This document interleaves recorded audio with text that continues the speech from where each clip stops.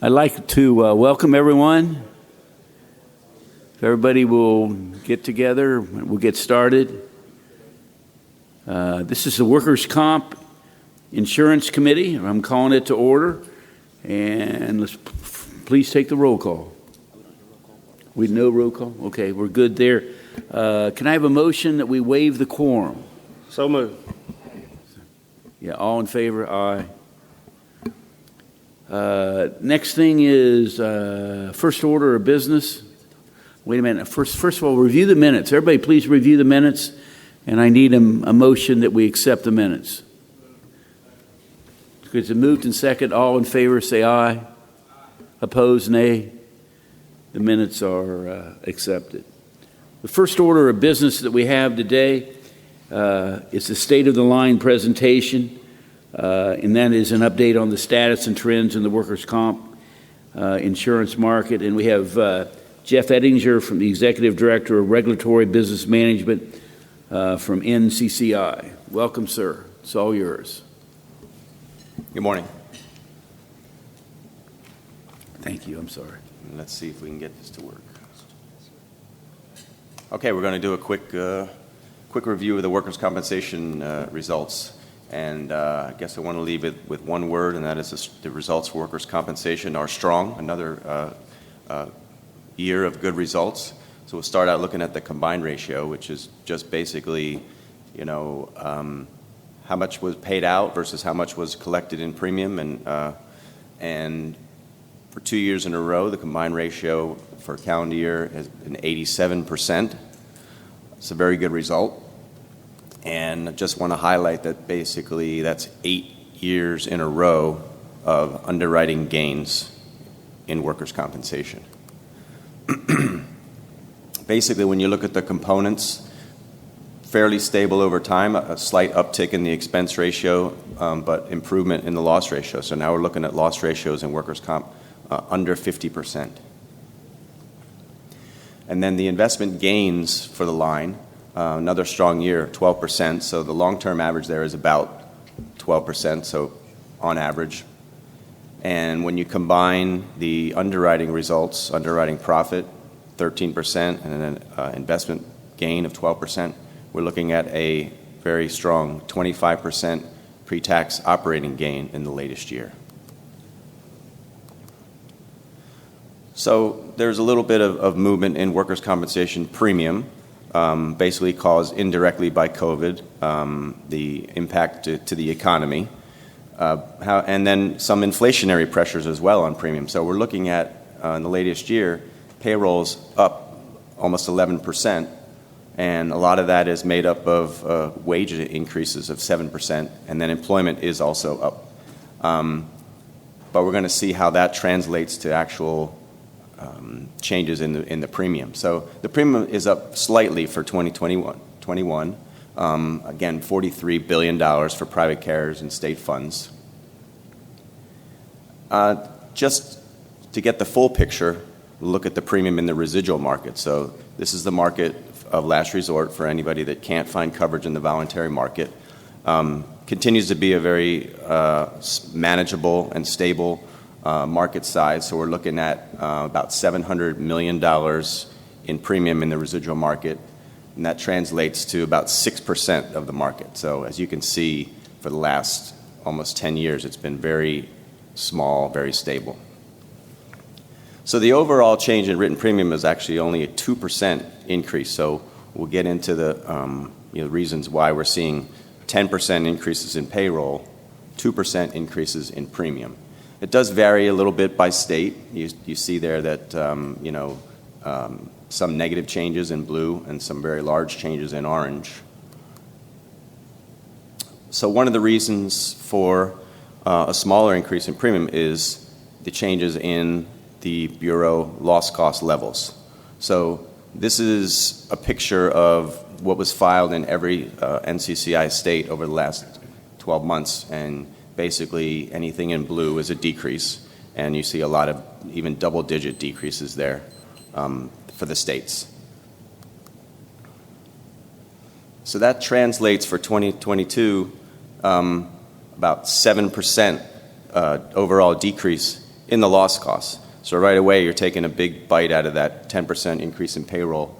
We're looking at a 7% decrease in the actual loss costs. This is just showing the written premium for private carriers and state fund, how it's been relatively stable. But I think you also see that what we saw happen to the premium during the Great Recession took many years for that premium to recover to its level prior to that. But when you see the drop in premium from 2019 to 2020, it pretty much starting to bounce back already in 2021. So this is just a breakdown by component. So payroll is for 2016 to 2021. You just see the movement there for those last 6 years. The payroll during that period of time increased by 28%, but the loss costs and some mix changes actually put downward pressure of 33% on the premium. So that's why, even though you see growth in payroll, growth in employment, overall premiums are staying relatively stable. This is just showing the rate, their loss cost departures that we see by company pricing. Fairly stable, very small dividends, schedule rating, and then just a slight uptick in the loss cost departures that will be filed by company.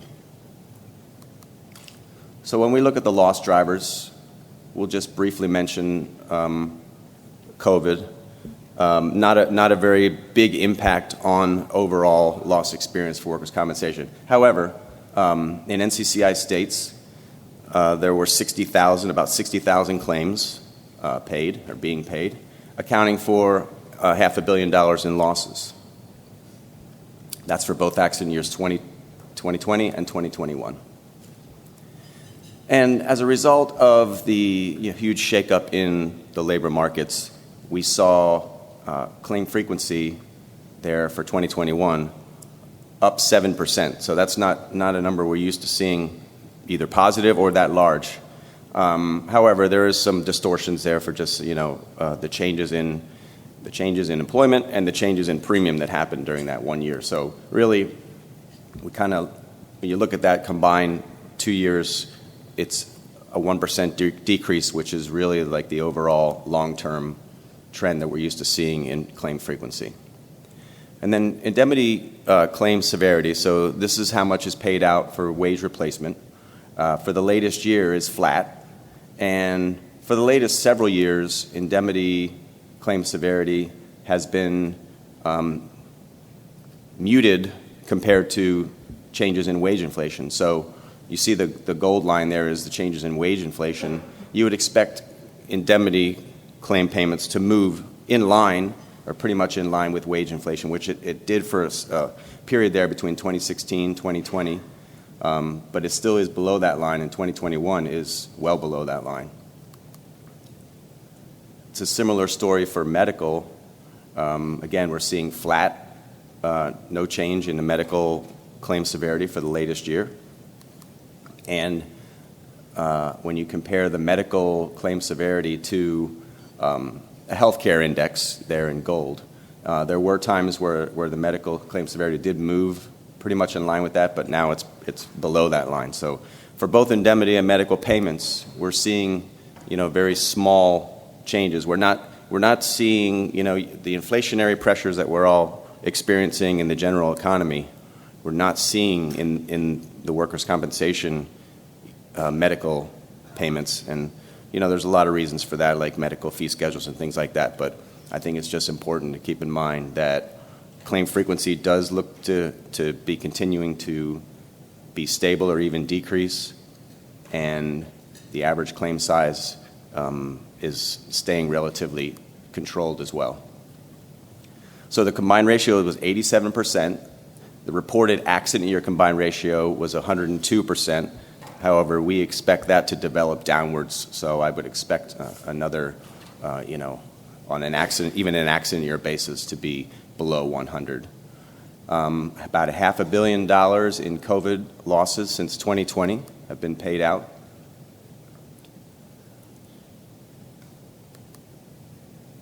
Any questions? Yeah. Yeah, before I turn over to the committee for questions, you don't talk too much about the drop in the market and the pressure on premiums. I totally agree with payroll and everything, but those of us that are in the investment business, we know how bad the market's been. So we're going to see really low returns. And with the pressure interest rates, even our bond portfolio is not going to be really good. So I'm surprised that the companies, you don't have the pressure on premium increases to offset market losses, or is it always a delay? How would you answer that, Jeff? I mean, I guess I would also say that I'm surprised in the sense that we all know what kind of returns we can get, just at the bank or CDs or whatever. But I mean, so I guess it is difficult to know every company's portfolio and how they might have old things that they're cashing in now but yes, I would agree that I would think that. And I think we've been saying this for years, that the low interest rate environment would put downward pressure on the returns that companies would get. But I mean, there it is. Yeah, in Ohio, as you'll hear, Ohio, we're a state-run system, but we really worked hard to increase our portfolio return. And they do a really good job under that scenario. So we have professional money managers, and they do an excellent job. So there is still a decent amount in equities, and equities are going to get slammed this year. Yeah, and so I agree with you on the bond portfolios, et cetera, and insurance companies pretty well hold them to maturity, so that they a lot of times don't worry as much about the bond. But boy, equities are getting slammed, as you know, so just curious. Any questions from the committee? I think we're good. Thank you. Next order of business is I have Michael Dworsky is a PhD senior economist, faculty for the Party Rand Graduate School from the Rand Corporation, and he's going to talk about evaluating the effects of COVID-19 presumptions on the worker comp insurance system. Welcome, sir. Thank you for the opportunity to present these findings. I've been at Rand almost 10 years and done a lot of work for the state of California, but we don't always get to share findings with folks from other states. This is an exciting opportunity. Is it possible to make this full screen, by the way? It should be Command L, I think. I have no idea. Okay, that's fine. As long as we can advance the slides, we'll be okay. Let's see. Yeah, I'll just say next slide. Great. So, yeah, what I'd like to discuss today are just most of the work that we've done on COVID has focused on the impact of presumptions that were adopted in California. So we did a state-mandated study on Senate Bill 1159, which was California's presumption legislation. And we're going to say a bit about what COVID claims have been like in California, what some of the findings were from the report that we published in May. And then I'd like to sort of tee up hopefully some discussion from this committee about what we still don't know about COVID in workers' comp. And whether any of the lessons we've learned from this pandemic should have bearing on how we respond either to the future of COVID or especially to future pandemics, which seem likely at this point. Next slide.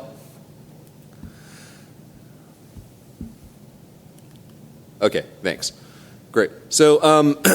So I think this is an audience which is a rare pleasure for me that probably knows a lot more about workers' comp and about the status of current legislation than I do. But in total, according to NCCI, since the start of the pandemic, 20 states at one point or another adopted either a COVID presumption or a more general infectious disease presumption. Many of those have expired, so according to NCCI, we're back down to about 7 states that have presumptions currently in force. And I think I just want to note to set the stage that presumption is not a new policy lever in workers' comp. It's been widely used for public safety workers in situations where, similar to COVID, you have an occupational disease where it's really difficult to evaluate causation on an individual basis. So we've seen these extensively adopted for cancer, post-traumatic stress disorder, and other health conditions, but again, primarily in firefighters, police, the public safety workforce. COVID-19 presumptions are different in a few key ways. First of all, COVID obviously is an infectious disease that has very high levels of community transmission. And second of all, compared to other presumptions, the COVID presumptions that were adopted in California and in a number of other states actually touch the private sector workforce in a way that we haven't seen with other public safety worker presumptions. We've been doing some work trying to understand the amount of liability associated with long COVID and how that might be spread across different parties. So we've been coding up some of these presumptions. What we're finding is that every state, for the most part, really has taken a slightly different approach, either in terms of who is covered by a presumption or by what conditions need to be met for the presumption to kick in. So I think it is worth bearing that in mind that I'm going to be talking about California for the next 10 minutes or so. And California probably took a slightly different approach from what happened in your state.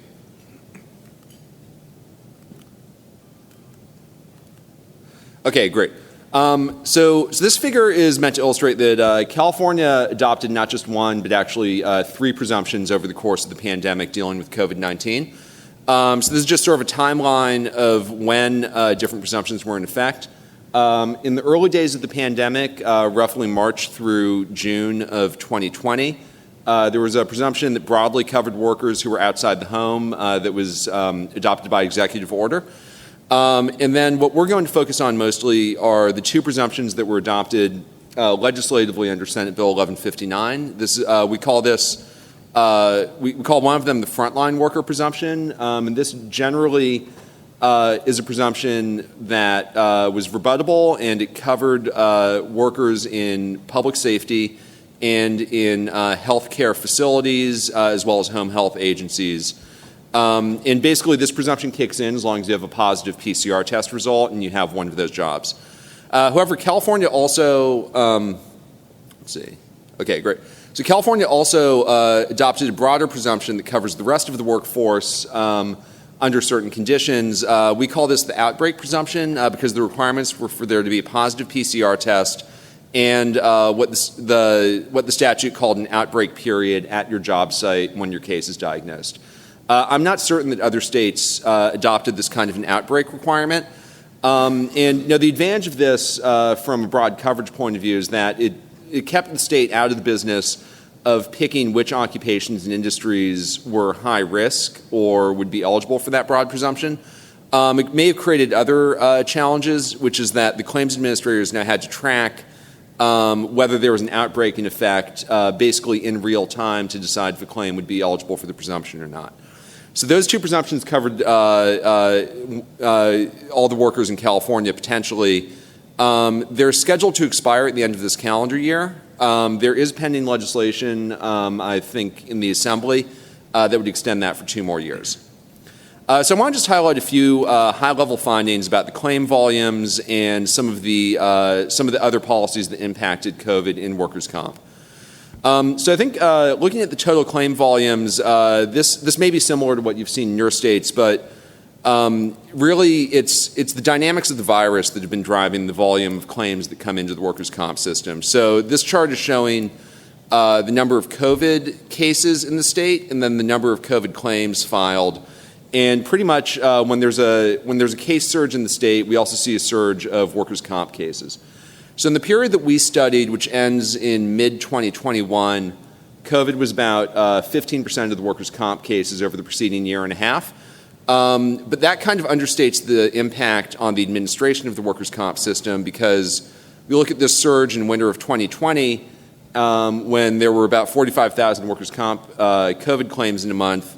That was actually a majority of claims in the system, and that was, as far as we know, the all-time record for the number of workers' comp claims that were filed at one time. We did hear that this placed some burden on claims administrators trying to process all of that at once. And after our study period ended, we had the Omicron surge, which led to an even higher claim volume. So it's not just the average volume of COVID claims that impacted the system, but really the volatility month to month. Looking at which workers filed workers' comp claims, we did something that is sometimes difficult with workers' comp data, which is that we used an algorithm that NIOSH developed to impute occupation codes so that we could sort of break out the claims into frontline workers, so the firefighters, peace officers, and healthcare workers covered by this frontline presumption, and then what we call the outbreak workers, which is the other 95% of the workforce. So again, these frontline workers are approximately 5%, maybe a little bit more of the California state workforce. The outbreak workers are about the other 95%. And in terms of who was filing claims, we found that 42% of the COVID claims came from those frontline presumptions, even though they're only about 5% of the workforce. Now, typically, these are high-risk jobs for workers' comp apart from COVID, so they would typically account for about 15% of the workers' comp claims, but looking at COVID, it was more like 40%. Looking at which industries were driving COVID claims, not surprisingly, it's the industries that contain those frontline workers, the state and local government, and healthcare social assistance had claims rates over a 1-year period per 10,000 workers that were about 4 times or about double the statewide average of 70 claims per 10,000 workers. I would note, however, that transportation and warehousing, retail, trade also had above average claim rates.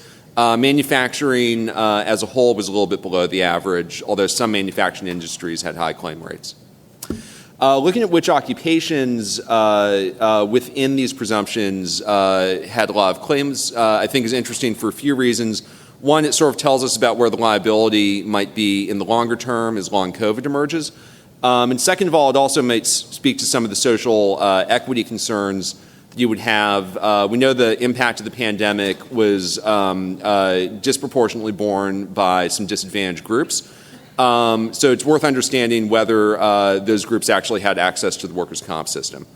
What we found is among the frontline workers, the public safety occupations, the firefighters and peace officers, had substantially higher claim rates than most of the healthcare workers, although the healthcare workers, of course, also had elevated claim rates. Something that we thought was interesting is within industries in healthcare, it was really the healthcare support occupations rather than sort of the more credentialed practitioner and technical occupations that tended to have high claim rates. We saw that across these industries. That's consistent with speculation that there may have been differences in the availability of PPE, but we certainly couldn't investigate that within the scope of our study. What I thought was really striking that we didn't expect to find is that within healthcare, it wasn't the providers, but actually the maids and the housekeeping cleaners who had by far the highest claim rate out of anybody that we looked at. They were covered under the frontline presumption because of the way it was written in California, but I know that looks different in some other states.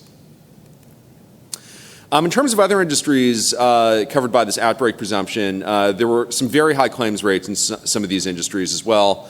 I mentioned transportation and warehousing. A lot of that was driven by couriers and messengers, which is sort of industry coding jargon for shipping local delivery companies.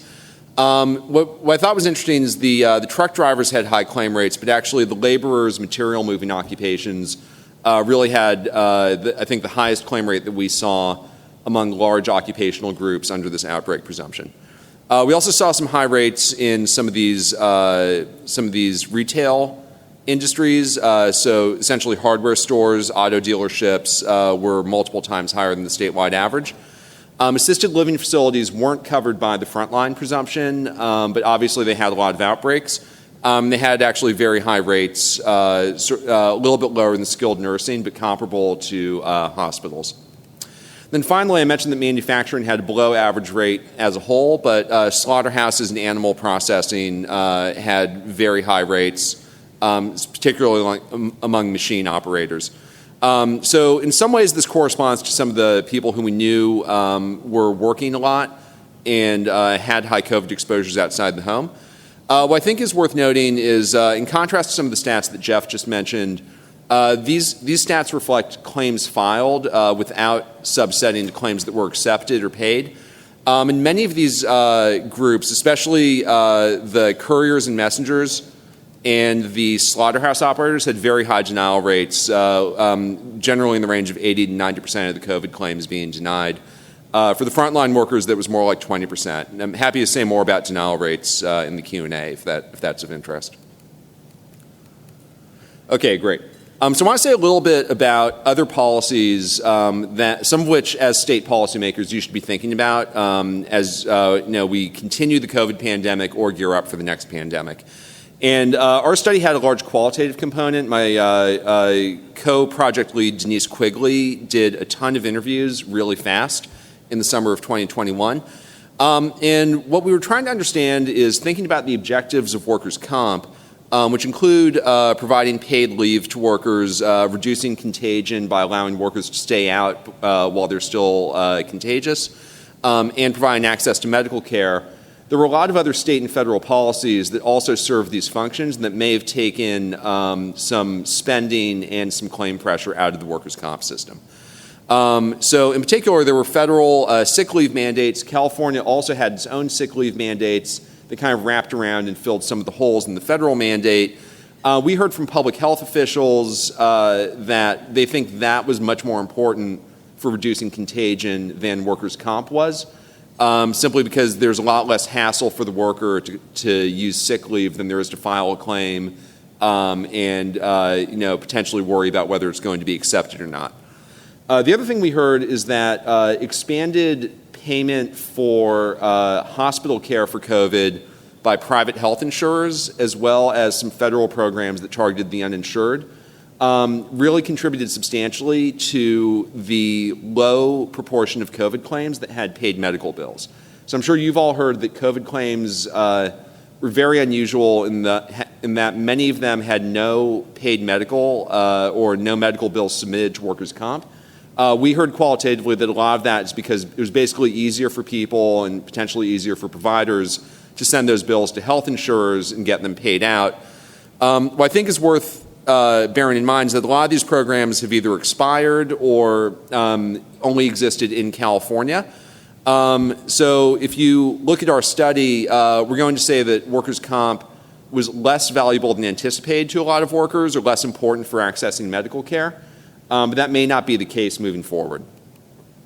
So I want to just wrap up by highlighting a few questions that I think we weren't able to address in the context of California, and then also raise some discussion questions that I think you folks should all be thinking about, both in the context of COVID and future pandemics.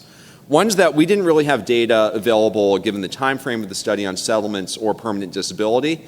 We would expect to see more settlements, given the high level of uncertainty on the costs associated with COVID, but those simply weren't happening when we looked at the data.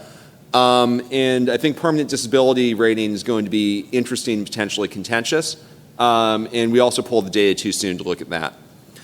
We also can't really say whether disputes or frictional costs would have been higher in the absence of the presumption. There's reasons to think they might have been, but we didn't study a world without the presumption in California.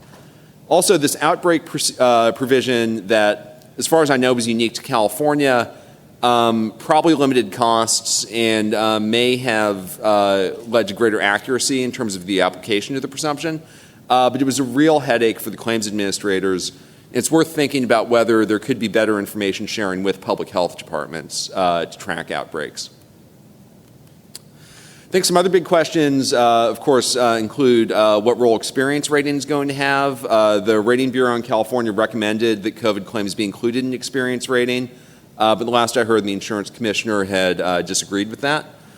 I think it's worth thinking about the equity aspects, especially given those high denial rates in the private sector that we saw. And we certainly heard anecdotally about retaliation, other barriers to claim filing from some of those vulnerable populations. I think it's worth thinking more holistically. If you're going to adopt a presumption for workers' comp or other pandemics, will sick leave do the job better for some of your policy objectives? There's a lot of unknown questions about long COVID, especially what's the incidence going to be, given that long COVID wasn't priced into 2020 premiums, where are folks going to come up with that money? And how are those costs allocated between governments, employers, insurers, and reinsurers? And also whether having workers' comp involved in long COVID care is going to lead to issues with healthcare fragmentation that might affect quality adversely. Sorry, and the last thing I'd like to add is Great. There's a lot of potential reasons why you might think about a workers' comp presumption. Workers' comp serves a lot of functions for different stakeholders. I think having clarity on which of these you're pursuing can help you think about whether workers' comp presumptions are actually the best policy instrument, because what we heard is that for some of these, it was actually questionable whether workers' comp was optimal compared to sick leave or other types of health care payment. Great. So that's all, and I'm happy to take any questions. Thank you. It was very informative. Any questions at all? Representative Mesker? When I look at workers' comp, and I look at the issue of COVID, it takes me back to the initial SARS issue in terms of viruses and the pandemics and the exception on a lot of general insurance policies. If you're talking about future pandemics and we're talking about workers' comp, what's the tipping point in general ratios where you begin to look at a pandemic and its impact on worker, long-term and short-term worker impact on, and claims on the system?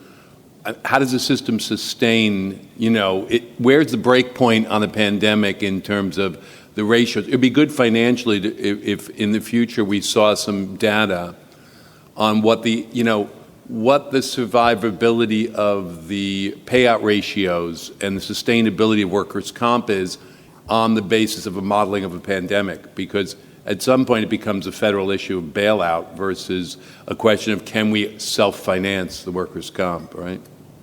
Yeah, that's a great question. Probably the actuaries are a better position to answer some of that about at what point it becomes financially unsustainable and burns through reserves. I think one thing I would note is that a lot of so probably the status quo in workers' comp is for pandemic-related diseases not to be covered due to ordinary disease of life exclusions and so on. Certainly one policy option is to leave that in place and not adopt presumptions, but of course that raises sorts of fairness and contagion issues, which motivated a lot of states to adopt presumptions. I think what we saw with COVID is, the claim volume overall in the workers' comp system is, at least through the end of our study period, was still lower than what it was before the pandemic, just because the drop in non-COVID claims more than offset the volume of COVID claims. So I'd sort of shown you the time series of, actually, I think there's too many slides to scroll back efficiently. But generally, so we're about 6% lower, at least through mid-2021, in terms of the monthly claim volume when you include the non-COVID claims. So that's my only question, is really basically when we move forward on coverage on different issues as a policy basis, I want to know what the break point is for the fundability of our claims system, right? So I'm not against the policy issues. I just worry about the funding. Early on, NCCI developed a tool which produced a wide range of scenarios based on different assumptions. So before anybody really knew what the impact on workers' comp was going to be, and looking at some of these presumption laws that were happening at the time, there were some scenarios, based on, well, if it's presumed that, 100% if you caught COVID, it was at work. Or we probably had some assumptions in there about more, higher medical. It turned out to be an indemnity only, only pay the wages while the person is out sick. But there were scenarios where the annual payout was 3 times, what for the entire workers' comp market. So yeah, there is a possible, I guess you would say, tipping point. Luckily, that we did not see that did not happen. But I guess there's always the potential for something catastrophic like that. Yeah, I'd actually like to amplify that. There was similar modeling done by the Rating Bureau in California that predicted a conclusive presumption that couldn't be rebutted, which I think similar modeling assumptions that basically 100% of COVID cases from working people go into the comp system would have more than doubled the paid benefits and the losses That could have been really destabilizing, but we were nowhere near that as it turned out. It is hard to say how much of that is because hospitals found it easier, or potentially in California more remunerative to bill health insurance payers rather than workers' comp. California has a fee schedule that pays, statewide maybe half of what the average commercial insurer pays. So it's 120% of Medicare versus around 260% statewide in California. I jumped to this slide, which we cut out in the interest of time, that kind of compared the number of COVID fatalities from working age people by occupation that were estimated by the State Department of Public Health. So that's the blue bars here, to the number of COVID claims filed in the following year that actually had the death of the worker reported. And I don't think the benchmark should be that every working age person who died of COVID necessarily would determine it to be work-related and file a comp claim. But if you're worried about this kind of financial Armageddon scenario where every COVID cost goes into the system, we're nowhere near that in California, even with fairly expansive presumption laws. Yeah. But what does that look like in the next pandemic? No idea. Yeah, thank you, Representative Thomas. I have two questions. One, are you continuing to study the long-term COVID? And two, are the presumption laws permanent in California? So in 3 years, if we have another outbreak of COVID, are they going to still exist, or do they sunset?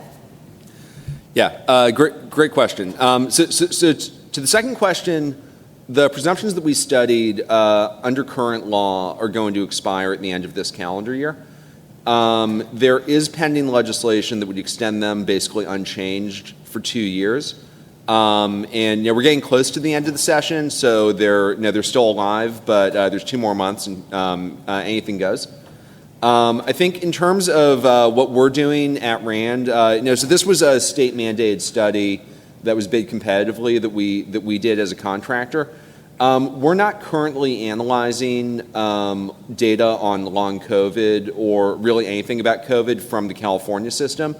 RAND also has other funding streams, and we're doing a small sort of preliminary study with some basically donor-based funding about long COVID liability. That's why I mentioned we're looking beyond California to kind of code up some of the other presumption laws and trying to get it, again, back to the envelope calculation that I think would complement what NCCI and other folks are doing by looking at the liability for governments and self-insured people who aren't in the insured system. But no, we're not currently studying long COVID quantitatively beyond that. Always happy to talk about new study ideas, but RAND, we need funding for our studies, so that's kind of the limiting factor right now.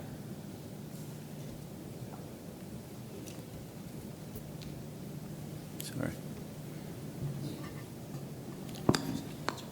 Okay, so Representative Thomas, he answered both questions. Okay, last question I have is from Representative Bennett. Thank you. Thank you both for being here. We discussed earlier the kind of intersection of paid family medical and workers' comp, and we're having these conversations back in our states, especially when it comes to pandemic response. Do you have data on, especially for like the employer side, the overhead and the cost-benefit analysis of carrying stronger workers' comp versus paid family medical, and whether which tool is a better one for responding to that? And also, if you think that the solution is some combination of both, or a paid family medical that conditionally allows an employee to sort of proactively take themselves out of the workplace if they're afraid of being infectious. Great. So that's a great question, and that's I think that is one of the takeaways from our study. So I should be clear, California had some unusual provisions that were part of the presumption legislation, in that California required workers to exhaust any COVID-specific sick leave before temporary disability benefits would start. So that probably limited some of the indemnity payouts that you would have seen if they hadn't had that provision to coordinate those two types of benefits. But what we heard, and what I've kind of been harping on sick leave here, even though this is a workers' comp committee, is that the public health officials we spoke with felt very strongly that workers' comp was not really a good mechanism for reducing contagion. It's probably better than having no paid leave or having no workers' comp access. But basically their sense was that by the time you're diagnosed and you think about filing a workers' comp claim and you're worried about the uncertainty of whether you'll actually receive indemnity benefits or not, the cat's kind of out of the bag. I think we heard from a lot of the stakeholders we spoke with that kind of the after the accident or after the fact aspect of workers' comp limits its value as a preventative or a public health measure in terms of reducing workplace transmission. Now, workers' comp could work through other mechanisms. Now, I wrote something on the RAND blog in 2020 about how, in an ideal world, workers' comp would create incentives for the insurers to get engaged with loss prevention, similar to Bureau of Workers' Comp in Ohio, I know for a while was preemptively mailing masks out to people. They have a safety grant program for other industrial hazards. You could have imagined something like that happening for COVID once you moved those liabilities into the workers' comp system. But it's not clear to us that that's actually happened on a large scale through other workers' comp payers. I think in terms of sick leave, we haven't analyzed from the employer's point of view whether sick leave is more or less cost effective. But I think that's a super important question to examine moving forward if you wanted to set policy for the next pandemic. Thank you. Thank you, gentlemen. That was a great discussion. And so moving on, the next area we're going to talk about, Representative Lampkin and I are from Ohio, and Ohio has a state-run system. Actually, John, who's going to speak in a second, John will tell you, I think when I first ran 12, 14 years ago, our system was really struggling, and I think most people that ran on the principle to privatize the system. But our workers' comp systems have had a tremendous turnaround, and a lot of dividends have gone back to the employer. And so Will and Tom agreed that we could bring down an expert in our system to talk about it. So I want to introduce John Logue. He's the Chief of Strategic Direction for the Ohio Bureaus of Worker Comp. John, it's all yours, sir. Okay, thank you, Chairman Hackett. It's reminding me of testifying before you on our budget a year and a half ago. So if I have any flashbacks of stress from that, I'll try to get through them. So let's see. The slides. There we go. Thank you, everyone. I'm going to talk a little bit about the Ohio Bureau of Workers' Compensation. Senator Hackett's correct. When I began my career in the Ohio system about almost 30 years ago, famous line in Ohio from then Governor Voinovich was that the Bureau of Workers' Compensation was the silent killer of jobs in the state of Ohio. And I would say he was very justified in that comment, certainly at the time. As we heard earlier, we are one of 4 exclusive compulsory state-run systems, in addition to Washington, Wyoming, and North Dakota. We currently have about 1,600 employees across the state of Ohio. Again, when I began my career, that number was over 4,000. So we have come down quite a bit over the last couple of decades. And we are funded entirely by premiums and assessments paid by Ohio employers, private and public employers. So a little bit about Ohio and our workforce. We are number 10 in the competitive labor market, 3rd manufacturing workforce in the United States, 1st in plastics and rubber manufacturing, and we are number 4 in the number of active apprenticeships in the United States. Our injury rate is 2.4 injuries per 100 workers in calendar 2020, which does put us below the national average of 2.9 injuries per 100. We currently cover approximately 250,000 private and public employer policies. That represents about 55% of Ohio's workforce.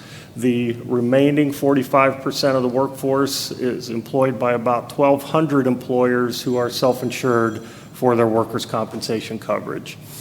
Currently, we have just over 200,000 claims that we are managing.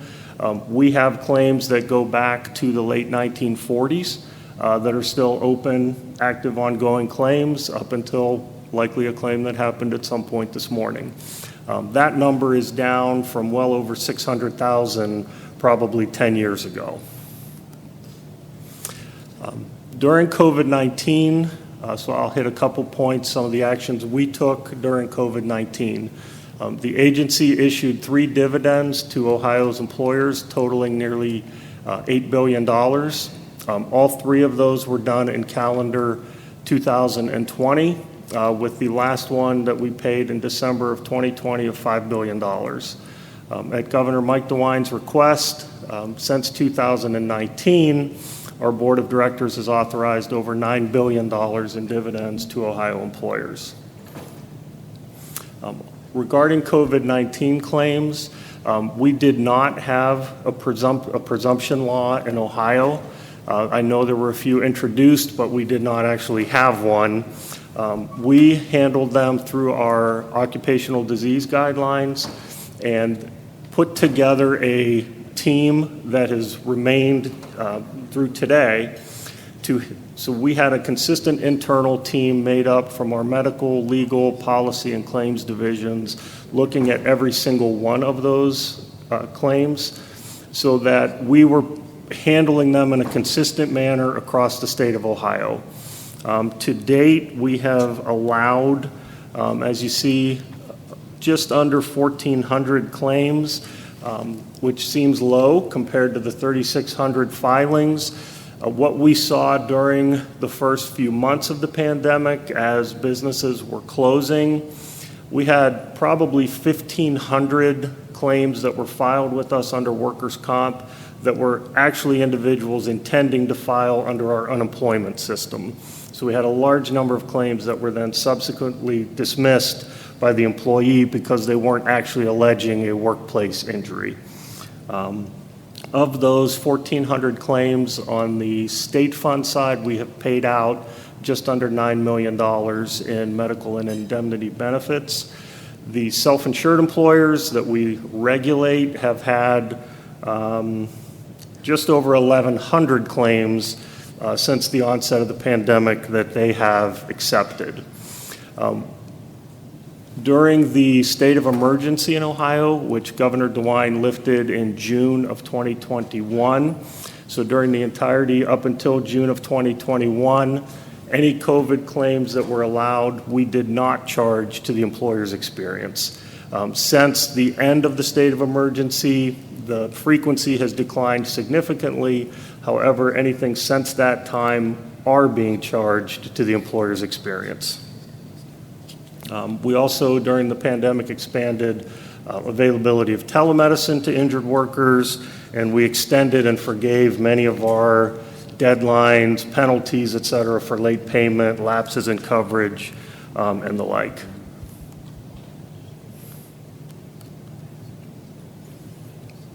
So a few comments from some of our customers and interest groups during the pandemic.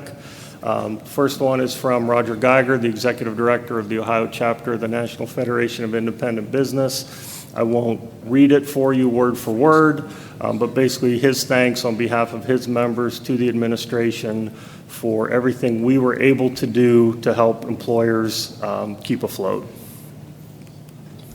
And again, from Jack Schron at Juergens Incorporated, the pandemic placed enormous pressure on businesses and individuals across Ohio and across the country.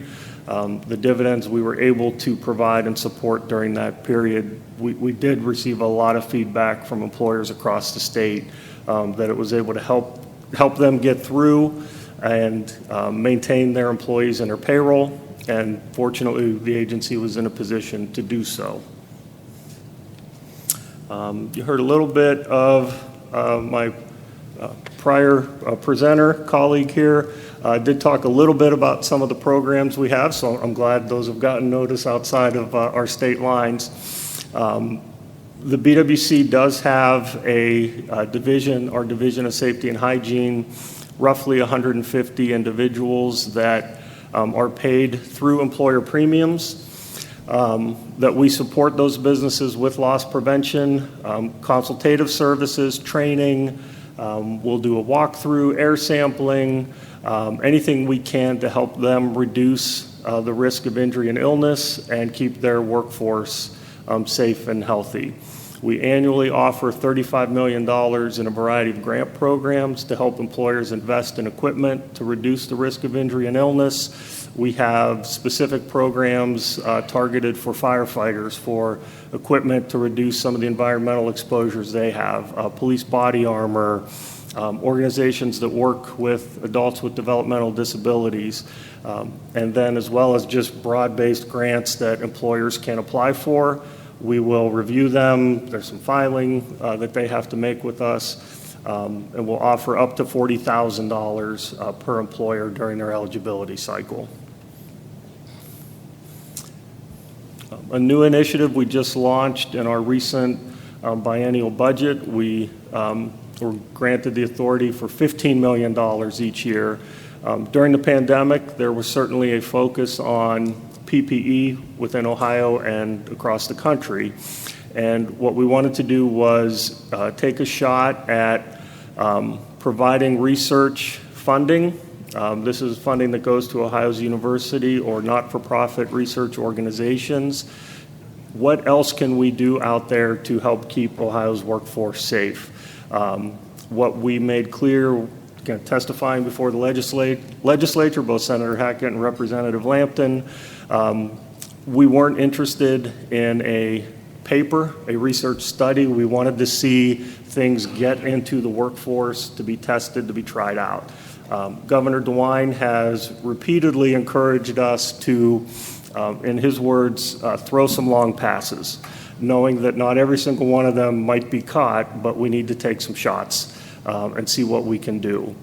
So we've recently just issued our first 3 awards under this program. They are just off the ground, but one is looking at, and it's outside my realm of expertise, but nanotube technology to assist firefighters with their turnout gear to make that better fitting, more comfortable for them.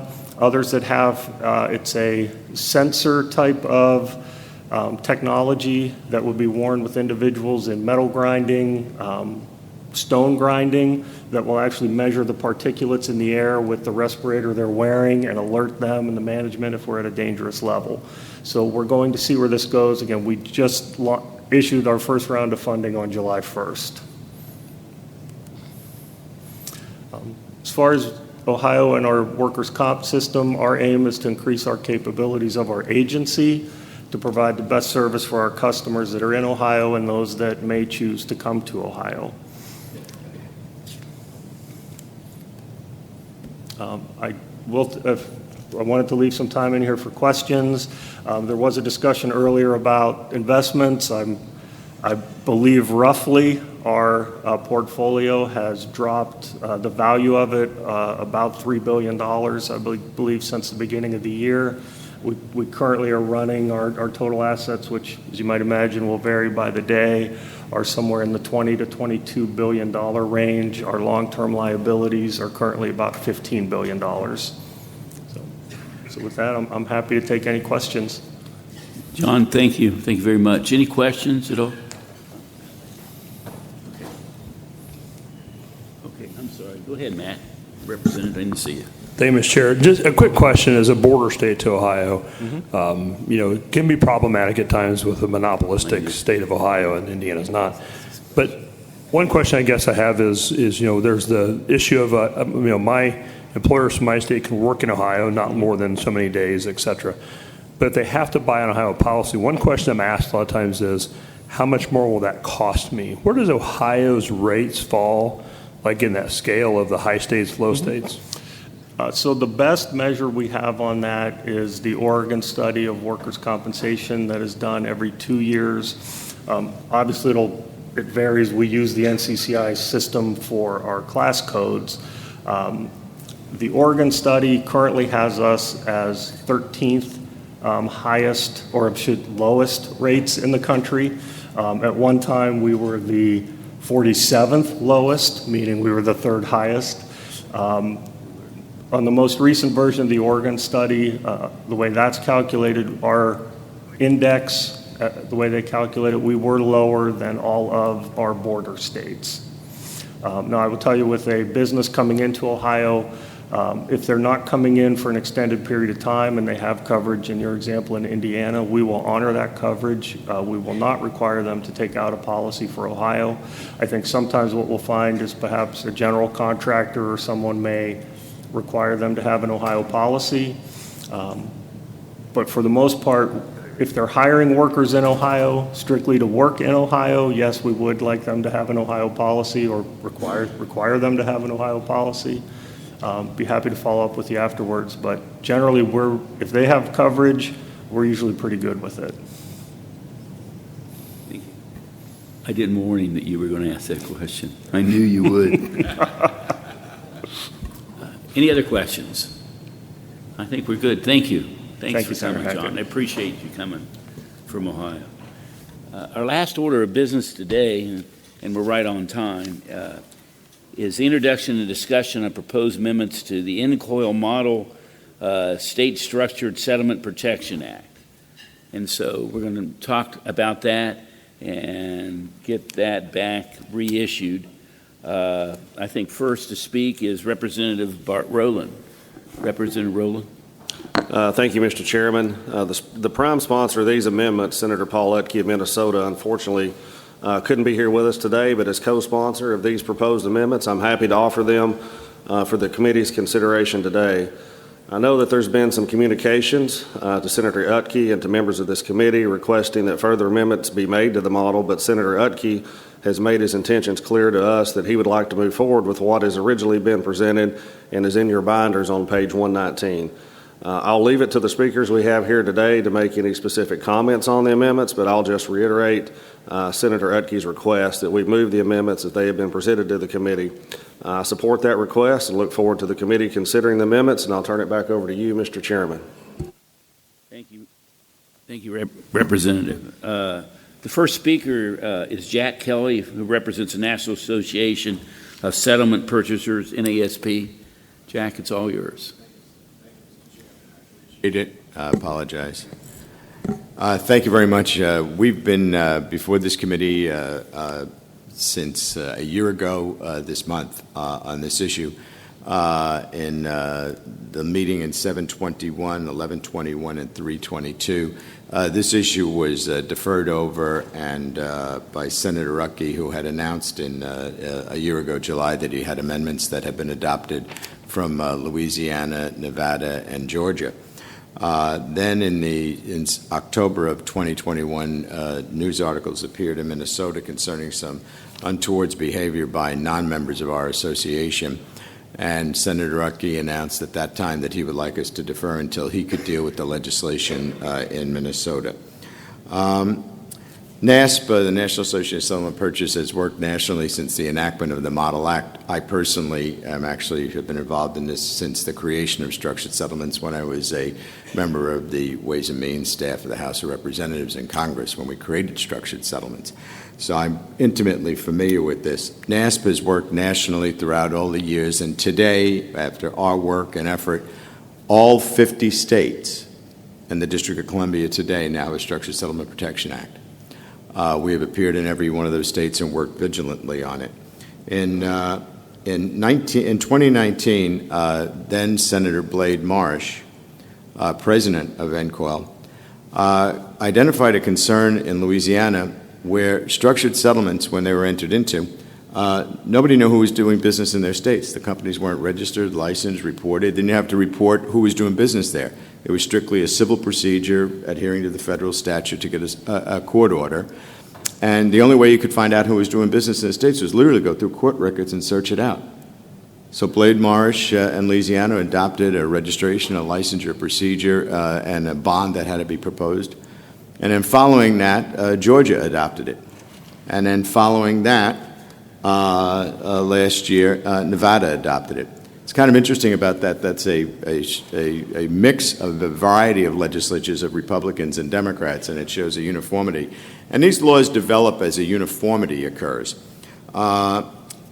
Then Senator Utke intended to do that, and he began the negotiations in Minnesota, which we actively participated in. I made 6 trips to Minnesota, and Senator Utke personally spent 10 hours negotiating with the interested parties in this legislation.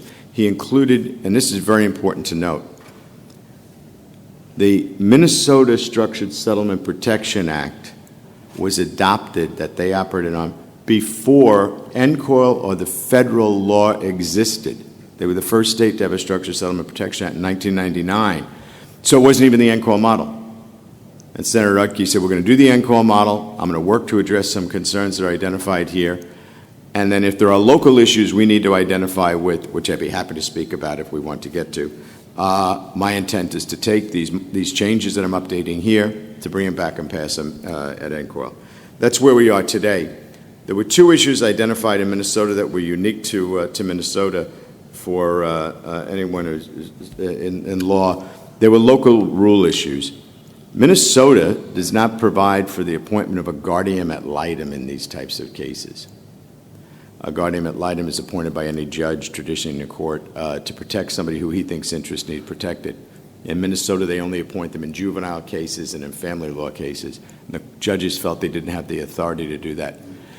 So they created a provision for Minnesota unique to address that issue of creating an attorney advisor to address that. But that was unique to Minnesota, and the senator said at that time, Senator Utke, that he would do that there, but that was not his intention nationally, that he would stick to the model.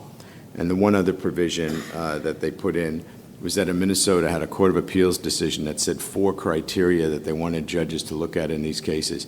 And rather than have a conflict of law where the statute would say one thing and you'd have an appellate decision that says another, they incorporated those 4 provisions into the law in Minnesota, unique to Minnesota. They're Minnesota decisions. They're not any other states. So we work vigilantly with him. I commend the senator. He spent, as I said, 10 hours personally in every room out in Minnesota during the cold of the winter. We sat there and negotiated this with all the interested parties. We've got a good bill. We need to move this now, and we urge that you do it today. And I thank you, and I'm happy to answer any questions that may be arisen. We're going to hold off to after everybody has spoke before the questions. The next one that I have slated to speak, and actually I'm going to jump ahead because I think Frank's going to introduce Ingrid. Frank's, of course, with the Vice President, APCIA. And Frank, it's all yours, and if you want to, go ahead and introduce your speaker. Thank you, Mr. Chairman, and obviously I appear before this committee way too often because you introduced me as opposed to me introducing myself. It's my pleasure this morning to introduce Ingrid Hopkinson.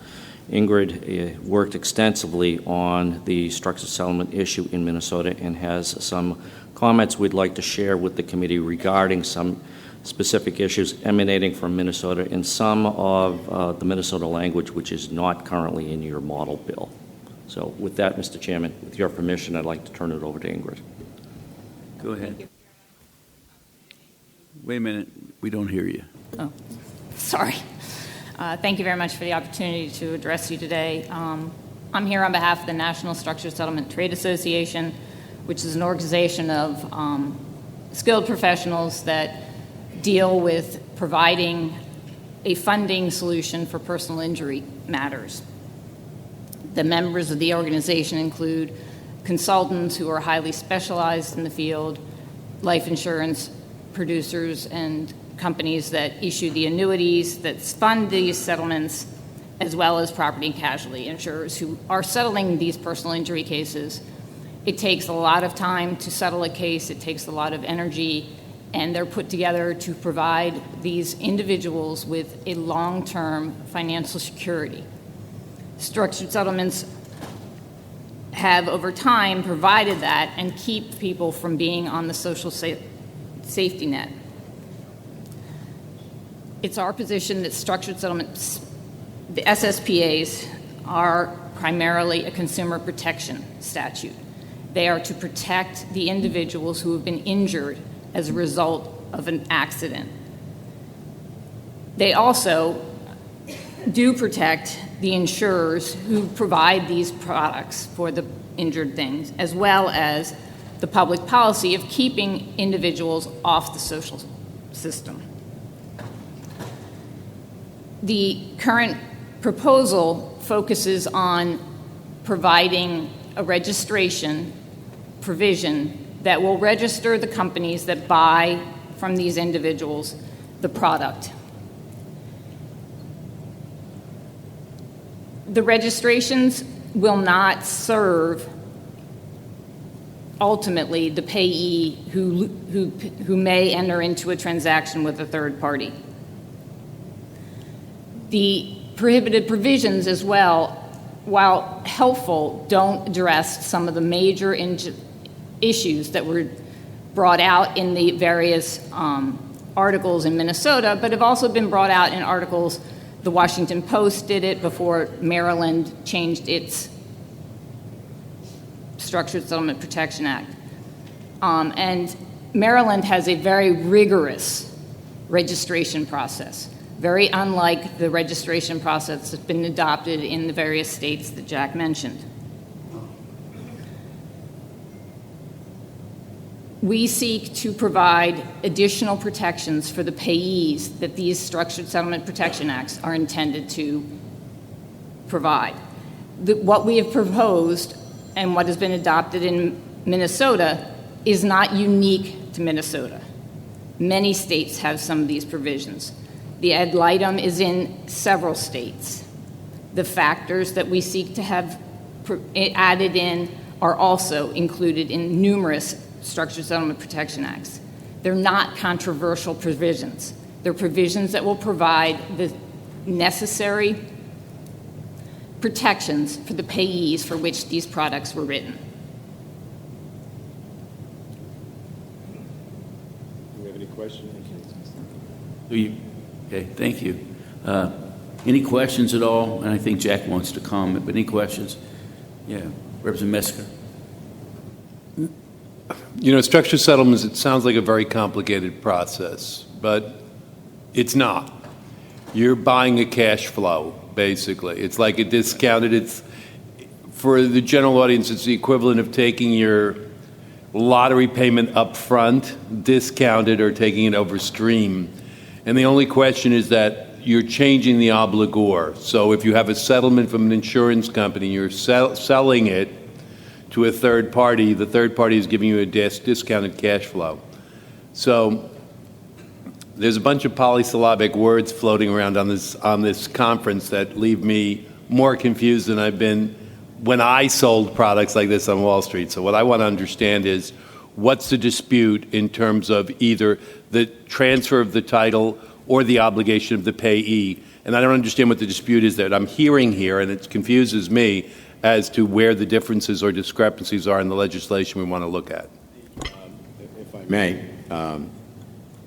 the original issue when this was created, and it's interesting, we're here in the shadows of the World Trade Center, 9/11. The actual law that allows for the transfer of these was in the victims, the 9/11 victims law. And what that said was that Congress said, when structured settlements, when we created them back in the 70s in Ways and Means, is we said you cannot accelerate them, you're not going to decrease them, you can't accelerate the payments that the person had to receive it in a stream of payments for their tax structure. The carriers, when this business emerged as a startup business of buying these structures, were genuinely and rightfully concerned that the tax-free treatment of the inside buildup of the money in the annuity could be subject to federal tax. And it was a right point to make. And Ways and Means and the Senate Finance Committee addressed that. And they said, you know what, we'll allow for these to be transferred. But a court of general jurisdiction is going to determine, and Congress said, specifically picked it, they're going to determine if it's a judge must determine if it's in the best interest of the person. And that's where we are today, and the Structured Settlement Protection Model Act is what does that, allows for that civil procedure. And what is at issue here today is a distinction between what Minnesota did in their uniqueness because of certain decisions and what's been adopted nationally by most states. I have testified, while some might say that they were involved in Minnesota, we were physically there every day negotiating this with everybody, and it worked out. It's a good bill in Minnesota. And the provisions that people talk about here that were adopted in Minnesota, if a state finds something unique in their state and their civil procedure, and they need to address it, they can. I came out of the family court in New York where guardian ad litems were thrown around regularly. Everybody had a guardian ad litem. And it was a righteous system to protect people in the interest of juveniles, in the interest of people like that. Minnesota didn't allow for that. And the courts, the problem was, and I was flabbergasted, to me, every judge of a general jurisdiction had the right to appoint a guardian ad litem. And they just didn't in Minnesota. And they said, we need this in statute. I worked in Maryland on the bill in Maryland, worked hand in hand with NSSTA. Maryland adopted a registration system, which then was portions of it or the types of it were migrated to Louisiana, Georgia, and Nevada. 3 states adopted those, 3 different states. So I think where we are today is, if as time goes on, and that's why NCOIL revisits these every 5 years, if in time in the next 5 years we see states start to emerge in multiplicity of wanting these amendments that I talked about today, then that's a right move to make to bring them into a model act. But models are just that, a frame. Yeah, one thing that Representative Metzger, I've said all along, the perfect model legislation, really we create the framework. Matt and I have always talked about Ohio and California are as different, and Indiana, Ohio and Indiana are very different than California. And so, each state can come in and take the model act and make it work to what fits their state under a situation like that, where you have more conservative states, more liberal states, et cetera. And so that's why I think these are good amendments, and it creates a framework. If all the states eventually agree and we can get a standard model act, we can do that. But that's more the exception than the norm. We really try to create a framework and then let the policy come in as the states come in and decide what they need. And correct me if I'm wrong. Okay? And Frank agrees with me. Always, Mr. Chairman, always. Huh? Representative Thomas, you have a question. As someone who's a co-sponsor on the sandbox legislation and seen a bill come before NCOIL meeting after meeting after meeting, I just want to support what you said. I think we have a member here who spent a lot of time and effort on this message, and it's hard, frankly, at this point for me to know whether Pennsylvania will want those additional things or not. But I think passing the base legislation and then taking it back to our states and seeing how we have to tweak it is a good move for us. We meet 3 or 4 times a year, as opposed to when we're in our General Assembly and we're fighting it out every day at midnight. I think it's a good idea to pass the model as it is and then take a look back in our own states as to how we have to modify it. As you said, it's just model legislation. And if we keep pushing it down the road, then we're behind the curve instead of leading the curve as an organization. NCOIL leads. Here's the model. And then each state modifies it as it needs. And I think if we keep pushing it down the road, and I'm also advocating for sandbox legislation to run, just for the record. Not that it's all about me. I think it's a good move. Thank you. Thank you, Representative Thomas. Any other questions or comments? If not, I am going to go and call back Representative Rowland. Thank you, Mr. Chairman, and I appreciate the discussion this morning and the questions from the committee members. If there are no more questions from the committee members, I would move that we pass the amendments as presented this morning. Okay. So I have a motion on just the amendments. Do I have a second? I have a second. Do we have any more discussion? I don't think so. All in favor, please say aye. Aye. All opposed, nay. So that passed. Now I'm going to give it back to Representative Rowland that we can talk about the reissuing of the model. So if there are no more questions, then I would move readoption of the model as amended by the amendments this morning. Okay. So I have a motion. Do I have a second? Okay, so we have a second. It's been moved and seconded. Any more discussion on that at all? If not, all in favor, please say aye. Aye. All opposed, nay. The reissuing or the recertification or whatever they call that is it's done. So I appreciate all the work. Paul did great work on this, and he would be here if he could be here, et cetera. He's in a tough race. I appreciate it. Thank you, Mr. Yeah, and Chairman. I appreciate the speakers and everybody speaking. I do on that. I don't know if there's really anything left to come before the thing. We are done.